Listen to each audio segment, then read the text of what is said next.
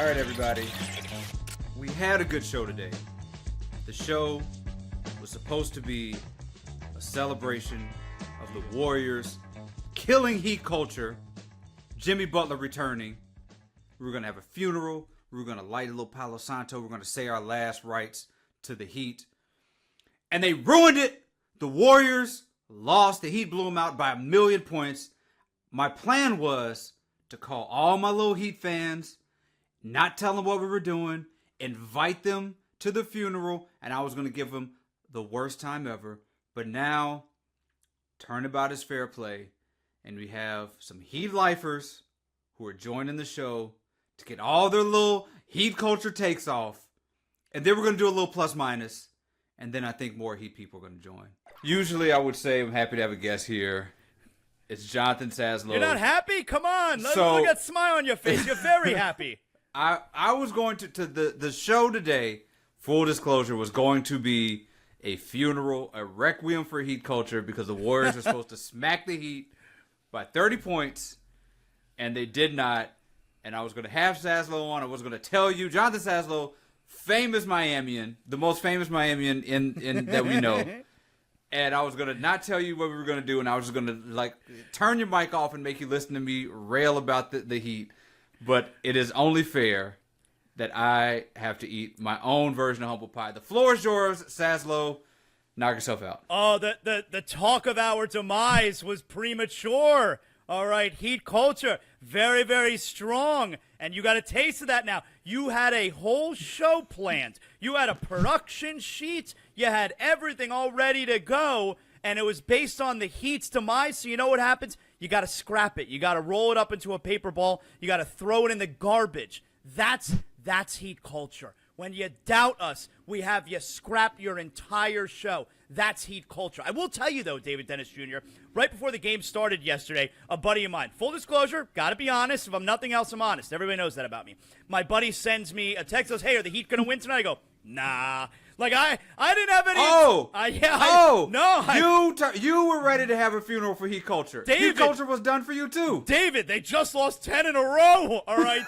And then we get the word Steph Curry's not playing. But here's the thing. I thought that set up perfectly for Jimmy Butler. Because now, all right, if the Heat win, it's, all right, well, Steph didn't play. And if the Warriors win and Jimmy can be the star, he can be the number one option, that's the perfect scenario. But that was such a duck fart of a performance from the Golden State Warriors and Jimmy Butler. That effort you got, were you okay with that effort? That effort you got from Jimmy Butler last night? David, that's the effort we got the entire season from Jimmy Butler. That was a guy who didn't care. I mean, he was sleepwalking out there. And you know what? You could say that South Beach flu got a hold.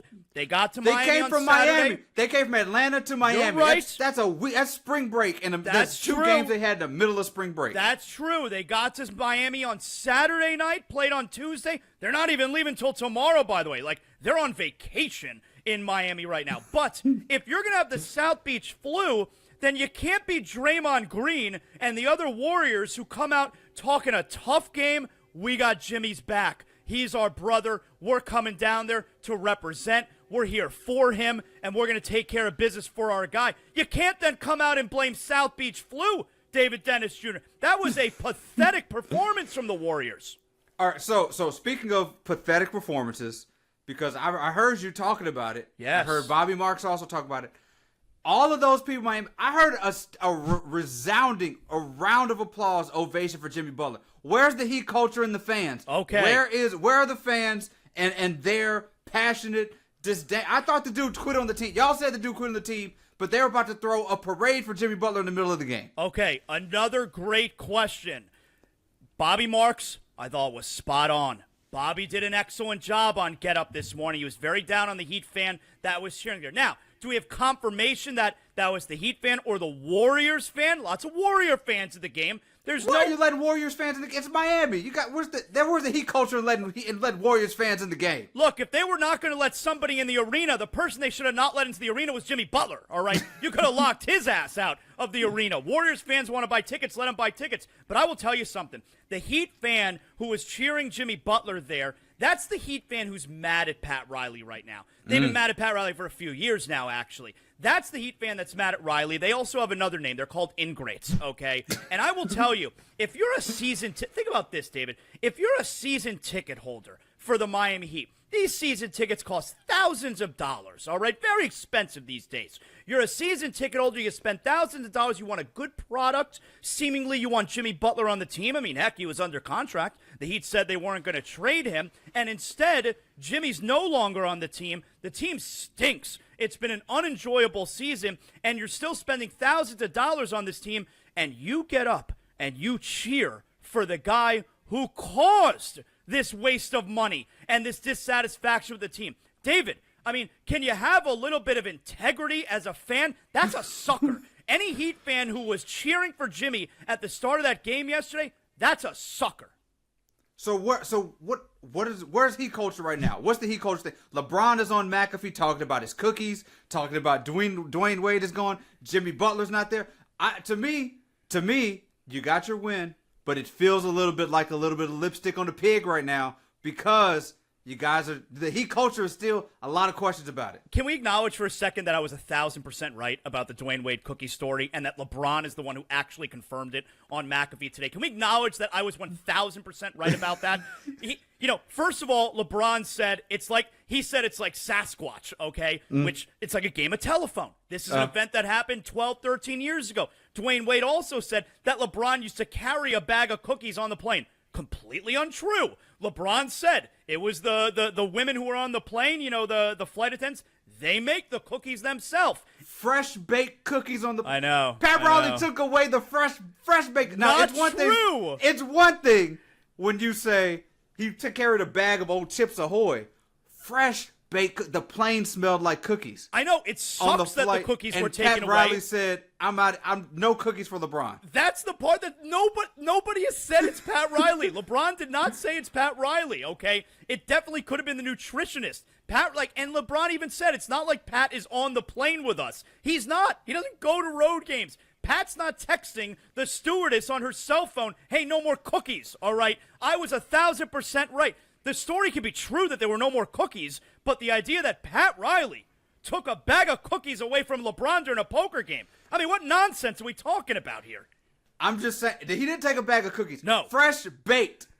I didn't even know there was cookie baking apparatus on planes. With the crust on the outside. With the crust on the gooey really on the good. inside. Really good. LeBron still longs for those cookies. I'd be mad too. That Pat Riley got on the phone and took away. That is the death knell for. I don't care about your little win last night. I might have left That is too. the death knell for Heat culture. I would leave this show right now if somebody told me they were taking my cookies. I'll tell you what, if I make the visit up to Bristol to the ESPN campus and somebody says that Christine Lisi can no longer bring the cookies, the baked goods, I'd be upset. I'd consider another place of employment too.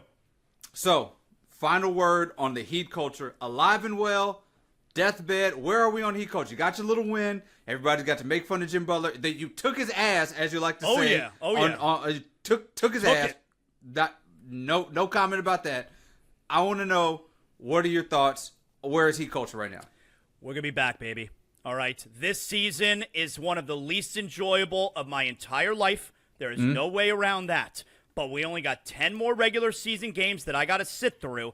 And then Pat Riley gets in a room with his staff and decides which whale do we want to harpoon and bring over to be a part of Heat culture this offseason, going into the future and pairing with Bam and Tyler Hero. We're down right now. David Dennis Jr., you take your pot shots, all right? Everybody out there taking their shots at Pat Riley, you've clearly been waiting for years because this team was in the finals 2 years ago. So the 1 year that you finally see the team down, you're taking your shots at Pat Riley. That shows how much you hate Pat Riley. All it takes is 1 year to be down, and you're getting everything off your chest. Take all your shots right now. This will be the last opportunity for a long time.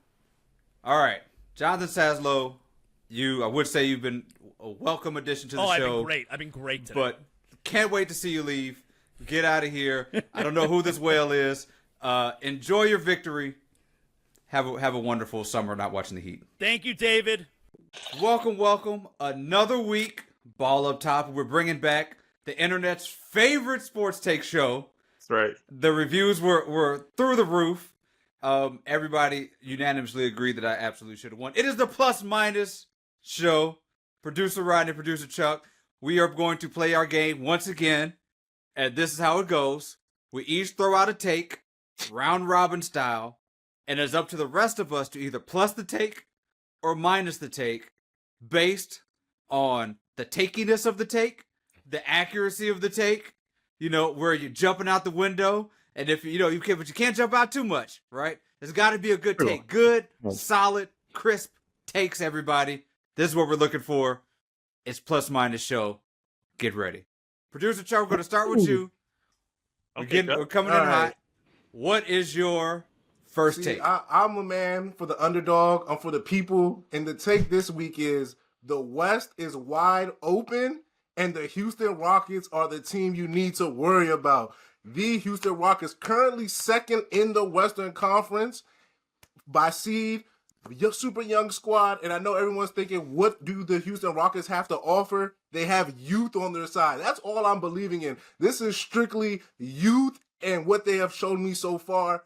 I don't know why anyone else would think anyone in the West outside of the Thunder are a lock. The Lakers, old hurt. Warriors, old hurt. Timberwolves, I don't really know what's going on. I can't call any of this. It is all wide open. Denver, middle age and hurt. It's just a lot of injury, a lot of oldness, and then you have the Rockets and the Thunder. The Thunder are the team, hey, number 1 seed, 10 games above everybody. But that Rockets team, Sagoon, Fred VanVleet, Jalen Green, I can't believe I'm saying this, Jalen Green, all of these guys are who you need to worry about in the playoffs. I'd be very scared to play them. That's the take. Rockets, the actual team to be worried about in the West.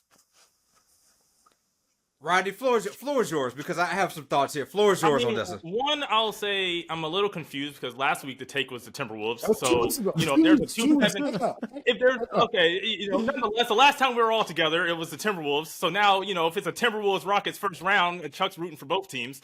And more importantly, you lost me when you brought up Jalen Green. That's where you lost me. You lost me when you brought up Jalen Green. You lost me when you brought up Fred VanVleet.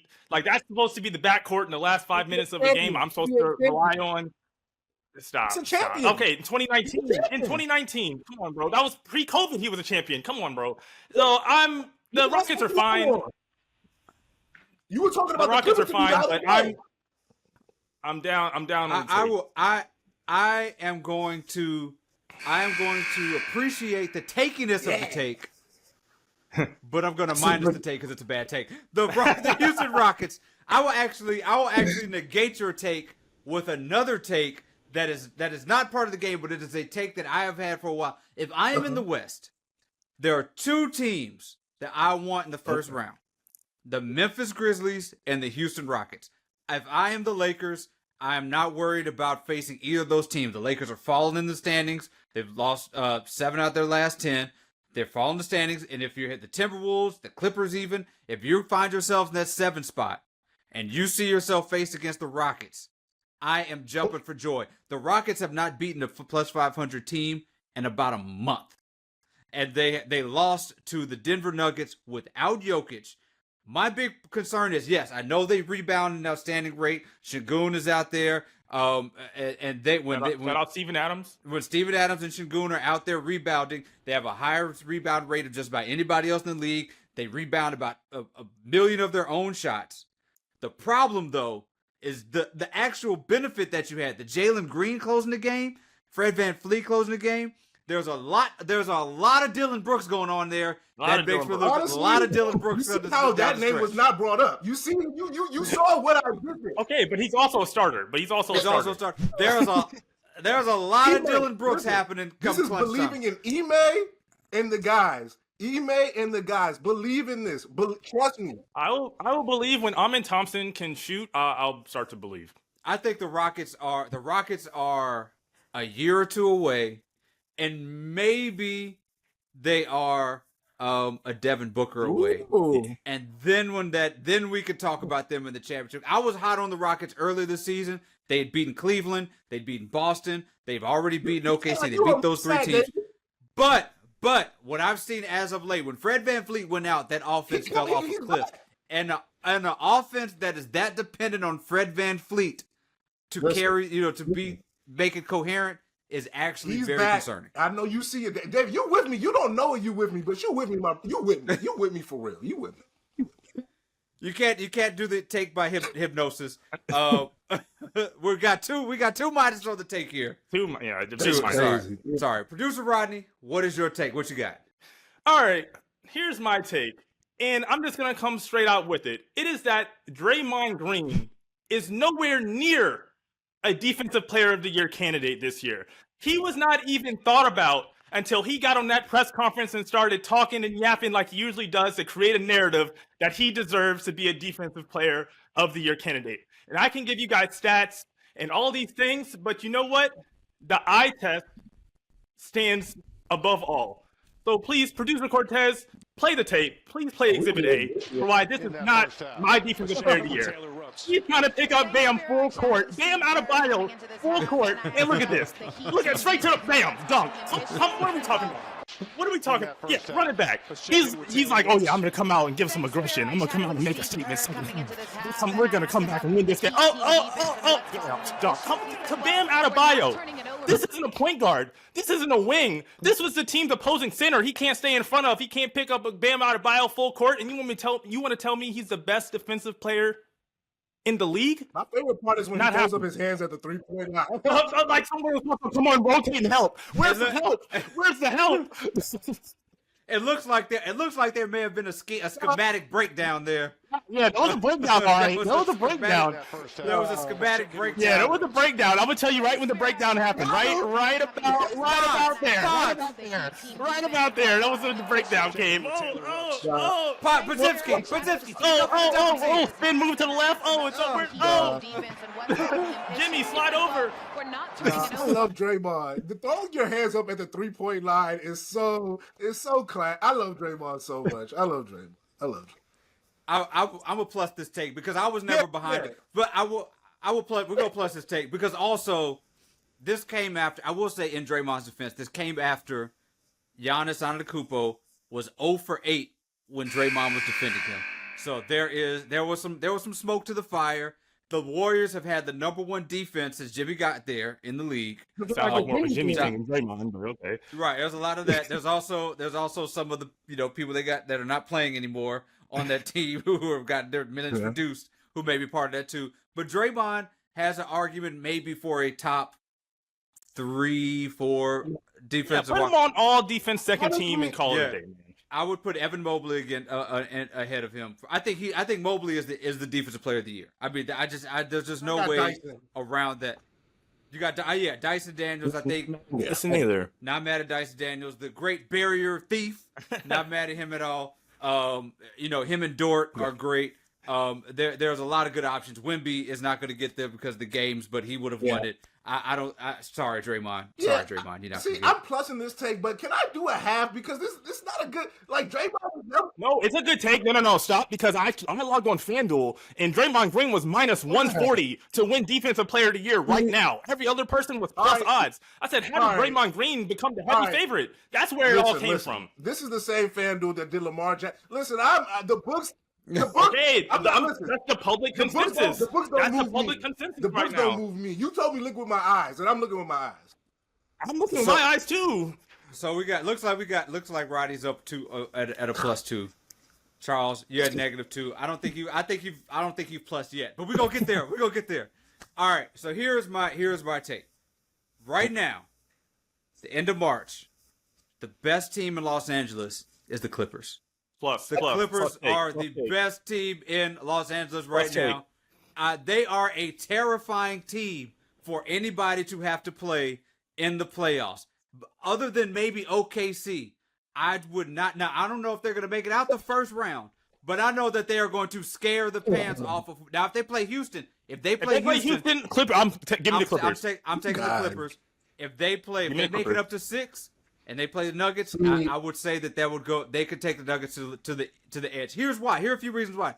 This is one of James Harden's best years that he's had. This is probably the best year James Harden has had since prime Houston Rockets. Over the last month or so, he's been leading the league in points and assists, threes made, things like that. Kawhi looks like Kawhi, averaged about 25 points in the last few weeks. I mean, Norm Powell has been slumping. I think that, once they figure that out, and Zubats in the paint, you're not scoring this dude. This defense has been a terrorizing defense. For James Harden to be part of a terrorizing defense right now that can snuff out anybody, and compare that to the Lakers defense, the way that they've looked this last week or so, even with LeBron coming back. If I had to pick one Los Angeles team to go further in the West right now, I'm picking the Clippers. Listen, you guys are good at agendas. That's what you guys know how to pick an agenda. Plus or minus the take. Plus or minus the take. They might not even make it. They might be battling with the Suns to get in, to even get a chance to get. No. This is a bad take. Bad take. Plus take. I couldn't agree with you more. You hate playoff. I love Kawhi. But I love Kawhi. And that's all this comes down to. If Kawhi is healthy, this could be more accurate of a take. All right, playoff. There we go. Can't wait for playoff Harden. That's ridiculous. Well, the good thing about the Clippers is there are now playoff Harden fail safes with that team, which is a good Kawhi who's played about 80% of the games since he's been there. And since he's come back, Norm Powell can pick up some of that slack. James Harden can have one of his 3 for 14 games, but you got to remember Norm Powell was Paul. He basically jumped into the Paul George role. Addition by subtraction. Yes, he was an all-star level talent. I think they have enough to make up for playoff Harden. Shout out Bogey. Big addition, sneaky addition at the trade deadline. I like Bogdanovich off the bench. 8 for 3 against the Cavs. Bogey was on the heel. The Lakers have one bad week. The Kawhi plays 4 games in a row, and y'all just go crazy. This is agenda. I ain't never seen agenda like this. That's all I'm saying. Producer Chuck, -2. Producer Rodney, +2. David, we're at a flat 0. You got one more chance. Producer Chuck, what you got? Man, you guys are some sticklers here, but I'm about to try to do something. This got to give me something.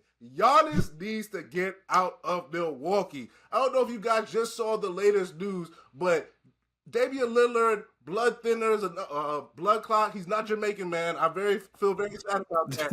But, he's hurt. And it's looking like he might be out indefinitely, and there might not be a playoff run for him with this Bucks.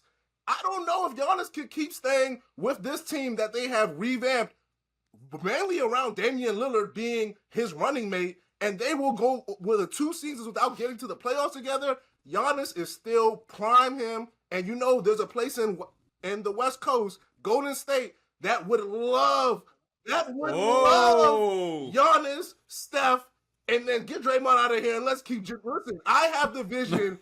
Giannis out of here. I know you love that take, David. Don't tell me you don't love that take. Do not tell me you don't love that take. I'm not sure how possible Giannis to the Warriors even is. Probably impossible. But we're gonna plus the take because I think. But here's the thing. I feel bad. I do feel bad because the thing about Milwaukee, they won a championship. A year later, Giannis is hurt. Middleton is hurt. The next year, Giannis is hurt. The year after that, Giannis and Dame get hurt. And then this year, Dame is out. They have not had an actual fair shot at a championship since they won the championship 4 years ago. I feel bad for Giannis. It's bad luck. I hate to say that he needs to go because of the bad luck. But I did not know. I don't think that him and the Dame thing was actually working out anyway. I think they were probably at best a second-round exit. But you would have liked to have seen him get a fair shot. And like you said, right now, they're the 5th seed. Like, together, they've played quite a few games, and it hasn't shown to be something that consistently works. Look, man, Giannis is still prime. You can still move him and get some good pieces for him. Let's do this, man. Let's make this. Let's do what's right, Milwaukee. I'm gonna reluctantly give it a plus as well, and I only say reluctantly because I don't like star players leaving teams, especially small markets. I just don't like that vibe. I think the NBA is better when the superstars are spread out. You know what I mean? But if I'm Giannis and I'm saying I need help at the trade deadline, and then you guys hand deliver me Kyle Kuzma, it's time to go.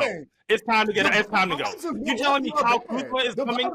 You're telling me, Kyle Kuzma's supposed to be the 3rd guy. He's my Chris Bosh. Like, no, it's time to go. So that decision alone. It's because it's tough. Middleton was not playing great, and I do think the idea of getting rid of Middleton made sense because he just wasn't ready for the role that they needed him for. But to flip him for Kyle Kuzma, I mean, You see what Middleton is doing for Washington? My boys couldn't win a game. I'm not too far from the horizon. Now they winning. It's all listen. Middleton, Kuzma greater than any day of the week. And 2 times on Sunday. Yeah, the Kuzma edition kind of put a fork in it for me. I mean, it might be time. Congrats on a plus take, producer Chuck. You're at 0. Producer Rodney, what you got? Okay, my take. I'll try to be very efficient with this take. I got beef with the awards this go around because my take is that Cade Cunningham should be nowhere near the most improved player of the year discussion. And I say this again, the odds on favored on FanDuel.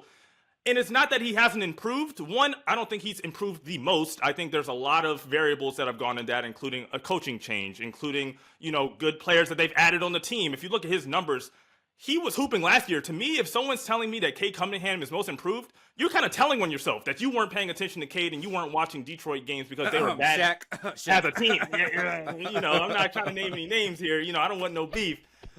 I'm just saying you're telling on yourself a little bit. I think there are way better candidates like a Norm Powell that we mentioned before, like a Dyson Daniels who went from an afterthought in New Orleans to a top 3 defensive player of the year. Like that's a crazy, crazy leap. And it's not Cade's fault. I just think the media, the people who vote on these, who make the parameters, have lost the plot on what most improved player means in the NBA. So that's my take. Cade Cunningham shouldn't even be in the discussion for most improved player of the year. Sounds like somebody was perusing FanDuel again for the odds. And but I will plus the take. I'm with the take. We'll plus the take. You're at +4.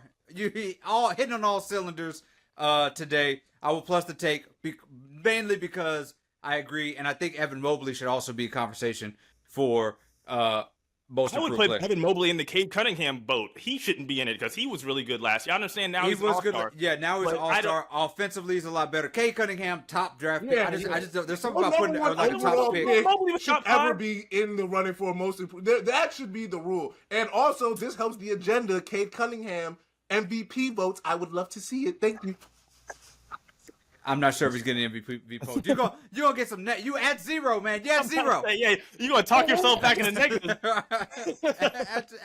You at 0. Enjoy it. All right, here's my take. I'm gonna show you a video, and let's watch this shot, and then we cue it up, and I want to get a take on this shot, and we'll give you the take on this shot, and you're gonna agree with it because it's a historic I already think I know what's coming. I think I know. Oh, this is the worst single shot ever taken in NBA basketball history. KJ Martin for 3, about 4.5 feet short of the basket.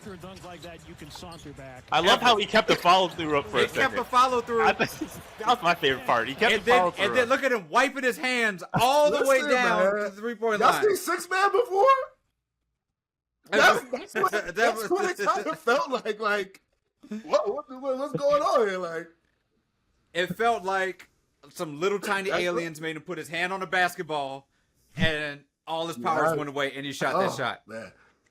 You know what? I'm gonna plus the take just because I can't think of a worse shot off the top of my head, so I can't really dispute it. And I don't think I've ever seen a shot in the only front court. It's not like this was a half court heave. It was a 3-point shot open in the corner and landed in the paint. Landed in the paint. Let's watch the clip again. Watch the clip again and listen to it. You can saunter back. The most observant person on the court yelled out short. Dude, I wonder if KJ Martin himself yelled short out at the end of this. That's like because that's like one of those shots where you shoot in the open gym and you say, heads up, heads! Right. You're about to hit smack somebody in the head because you don't know where it's going to land. He let the ball from his hands. Where did he think it was going? You can saunter back. I've never seen... Like, the rebound, they caught the rebound outside of the restricted area. Look at that. You can take a charge from where you caught the rebound. I don't get the end goal here. Like, normally I can understand I just don't understand any of this. So yes, the take. This is the worst single shot in NBA history. You got to plus it. You got to plus it. It came with layups, man. I don't like this. Well, as we know by KJ Martin, layups are hard to execute, just like threes. Producer Chuck, you are at 0 again. We're gonna get you on a plus one of these days. I'm coming out with a +2. Producer Rodney, victorious. Oh, that's +4. Ridiculous. +4. It's your show. I don't understand. It's my show, meaning that I couldn't even use my powers of running the show to get you in the plus this time, Chuck. It's gonna come one day. I just want to thank my mom. You know, I want to thank David. I want to thank Charles for not being haters and finally recognizing my genius when it comes to all NBA sports. I want to thank Cortez. I want to thank Peach in the background, the little guys that don't get enough credit as producers to make all of this happen. I want to thank them as well. Thank you, Cortez, for playing the video for me right on time for the Bam Adebayo dunk on Draymond. You know, the Warriors, a first-round exit soon come, similar to the Lakers. But nonetheless, I just want to thank everyone because I couldn't have done it without any of you. I couldn't have done it without any of you. This is bigger than me. This is bigger. It's bigger than rap sometimes. It's bigger than me. So just thank all of you. I just want to thank you all. Now we have yet another Heat culture acolyte here to ruin the fun. We had our funeral. I had my Palo Santo. I was going to do a little something for the barrel of the Heat. I was going to have a good time. And the Warriors blew it, and now Sedano is in on the fun and is going to make my life even more miserable today. Sedano, congratulations. The Heat have vanquished Jimmy Butler in his return. Knock yourself out. The floor is yours. Listen, man, you saw it right away that they wanted to win that game. They had Bam on him very early, and Jimmy's always struggled with bigger guys with that kind of length. And, you know, look, he wanted to act all cool and stuff, like none of it bothered him or whatever. I mean, I don't know, man. Draymond Green was saying the other day they wanted to win that one for Jimmy. So who's telling the truth there? And if I had to lean towards one direction, it was going to be Draymond because, you know, Draymond has no filter. So, yeah, look, the Heat got their one win. But here's the thing, I almost felt like the way we played this up, and we as in the media, was overblown to begin with. This isn't LeBron coming back after winning 2 championships. You know what I mean? Oh, here we go. Okay, Jimmy's not even that important. That's what we're doing. Jimmy's not. Who does he think? That's what it's not. I mean, is he LeBron coming back after winning 2 championships? Wasn't he the one that said, "Oh, you know, we had some fun runs or whatever"? So then, what's all the hoopla about? Is what I'm saying. He would have been upset if they didn't do a tribute video. He would have bashed them for that for sure. And they did it because they do it. You know, all you have to be is an all-star under them, and they'll do it. So that's kind of their rule. But yeah, this ain't D Wade coming back after an acrimonious departure. Going to Chicago or whatever. This is not that. He's not that dude. If we're ranking Heat players, David, okay, all right, in regards go for it. to importance of the franchise, is D Wade number 1 with a bullet because none of it happens without him. Then I would say it's LeBron. Then I would say Shaq is in that conversation because again they don't win the first one without Shaq and D Wade.